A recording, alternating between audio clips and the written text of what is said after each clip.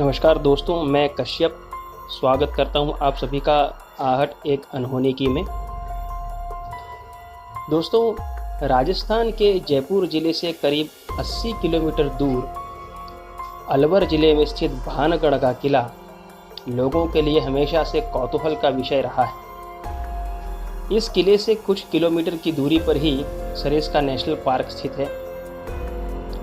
किले में मंदिर भी है जिसमें भगवान सोमेश्वर, गोपीनाथ, मंगला देवी और केशव राय के मंदिर प्रमुख हैं। इन मंदिरों की दीवारों पर और खंभों पर की गई नक्काशी से अंदाज़ा लगाया जा सकता है कि यह समूचा किला कितना खूबसूरत और भव्य रहा होगा। भारतीय पुरातत्व विभाग द्वारा खुदाई से इस बात के पर्याप्त सबूत मिले हैं कि यह शहर एक प्राचीन ऐतिहासिक स्थल है। फिलहाल इस किले की देखरेख भारत सरकार द्वारा की जाती है। पुरातत्व विभाग ने यहाँ आने वाले पर्यटकों को सख्त हिदायत दी है कि सूर्यास्त के बाद इस इलाके में कोई भी व्यक्ति नहीं रुके। दोस्तों, भानगढ़ की कहानी रहस्यमयी और बड़ी ही रोचक है। 1573 में आमेर के राजा भगवंत दास ने भानगढ़ किले का निर्माण करवाया था। किला बसावड़ के 300 सालों बाद तक आबाद रहा। 16वीं शताब्दी में राजा सवाई मान सिंह के छोटे भाई राजा माधो सिंह ने भानगढ़ किले को अपना निवास बना लिया था। कहते हैं कि भानगढ़ की राजकुमारी रत्नावती बहुत खूबसूरत थी। उस समय राजकुमारी की खूबसूरती की चर्चा पूरे राज्य में थी। कई राज्यों से रत्नावती के लिए विवाह के प्रस्ताव आ रहे थे। उसी दौरान वो एक बार किले से अपनी सखियों के साथ बाजार में निकली। बाजार में वह एक इत्र की दुकान पर पहुंची और इत्र को हाथ में लेकर उसकी खुशबू सूंघ रही थी। उसी समय दुकान से कुछ दूरी पर सिंधु देवड़ा नाम का व्यक्ति खड़ा होकर राजकुमारी को निहार रहा था। देवड़ा उसी राज्य का रहने वाला था और वह काले जादू में माहिर था। कथित रूप से राजकुमारी के रूप को देखकर तांत्रिक मोहित हो गया था और राजकुमारी से प्रेम करने लगा था और राजकुमारी को हासिल करने के बारे में सोचने लगा था। लेकिन रत्नावती ने कभी उसे पलट कर नहीं देखा।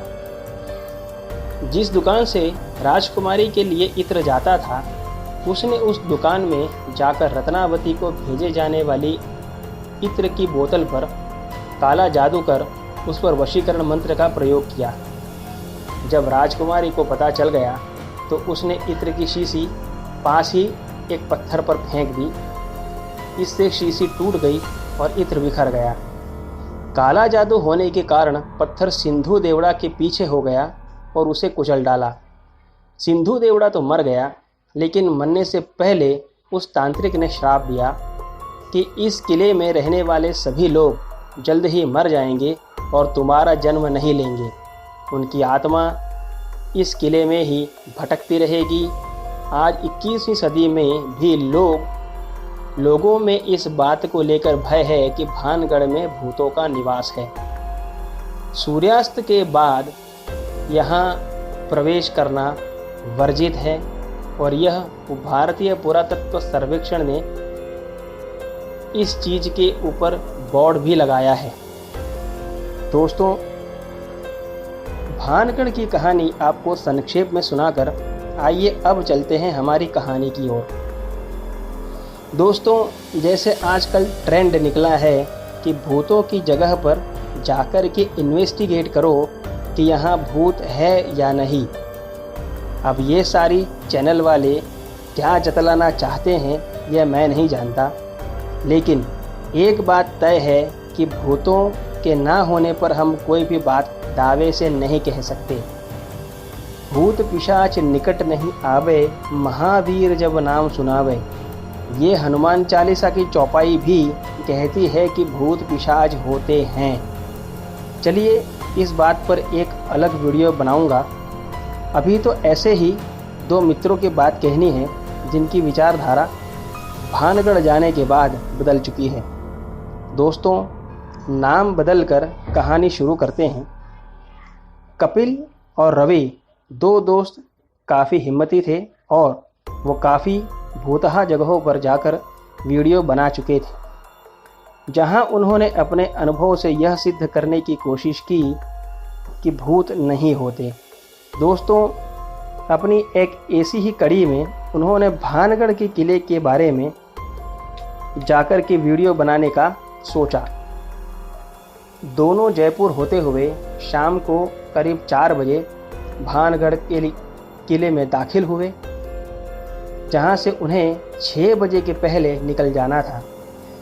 4 बजे किले में दाखिल होने के बाद उन्हें काफ़ी कुछ किले के और आसपास की जगहों पर घूम के उन्होंने देखा और जाना। दोस्तों, वहां उन्होंने महादेव, दुर्गा जी और गोपाल जी के मंदिर भी देखे, जिससे उनके मन में ख्याल आया कि ऐसी जगहों पर तो वैसे भी भूत हो ही नहीं सकते। लेकिन वो सारे मंदिर भी भानगढ़ किले से दूर पहाड़ियों पर थे।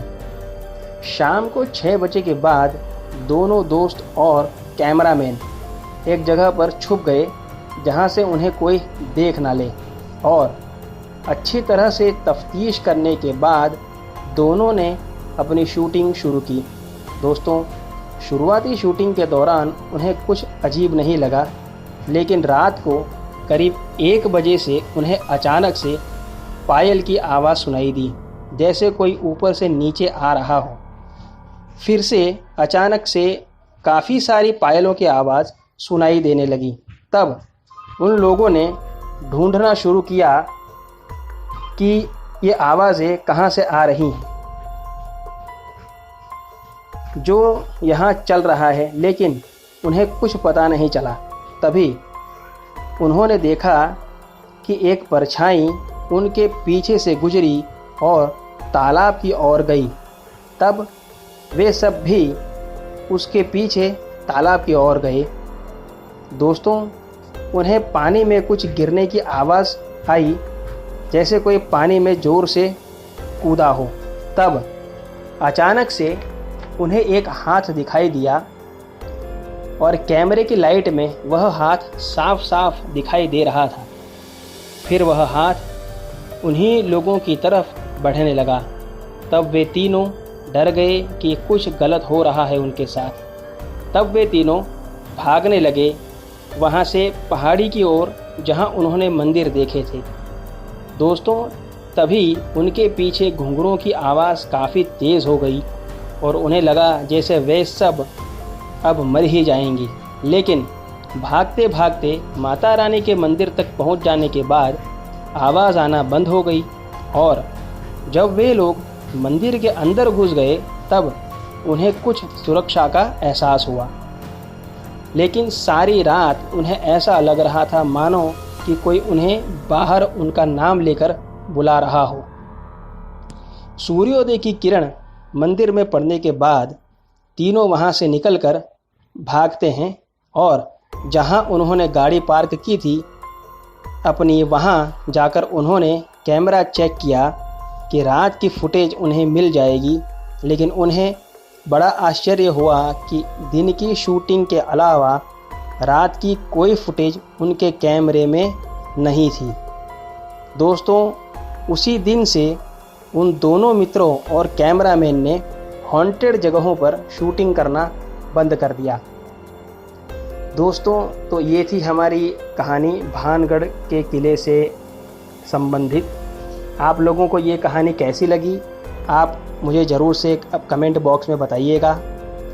और दोस्तों, मैंने डिस्क्रिप्शन में अपना ईमेल एड्रेस दिया है, वहाँ पर आप अपनी कहानी मुझे भेजिए ताकि मैं उसे अपनी आवाज़ दे सकूं यूट्यूब के माध्यम से। और दोस्तों, मेरी चैनल को लाइक और सब्सक्राइब ज़रूर कीजिए ताकि मेरी चैनल को मैं 1000 सब्सक्राइबर तक पहुंचा सकूं।